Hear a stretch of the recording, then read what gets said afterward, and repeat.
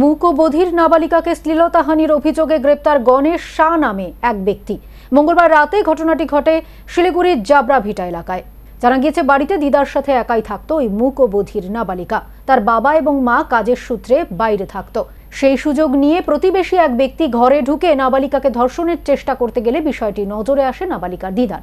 সেই সময় তিনি চিৎকার শুরু করলে স্থানীয়রা ছুটে এসে ওই ব্যক্তিকে হাতে নাতে ধরে ফেলে। চলে উত্তম মধ্যম। তারপরেই এনজেপি থানা পুলিশের হাতে তুলে দেওয়া হয় অভিযুক্তকে।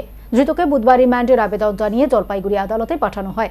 এ ব্যাপারে লিগাল এইড ফোরামের অমিত সরকার জানান, শিশুর এরকম উপরে অত্যাচার হয়েছে এবং সেক্সুয়াল অ্যাসল্ট হয়েছে এবং সেটার গুরুত্ব বুঝে আমি তখনই আসি এবং আমাদের Darjeeling district legal aid forum থেকে ওর পাশে থেকে অপরাধীকে যেন কঠোর থেকে কঠোরতম শাস্তির জন্য আমরা আশা করব। মহামান্য আদালত খুবই এখন সব ব্যাপারে দেখছেন এবং পুলিশ খুব অ্যাক্টিভলি অ্যারেস্ট করছে এবং অ্যাক্টিভলি নিয়ে আজকে প্রোডাকশনের জন্য নিয়ে গেছে।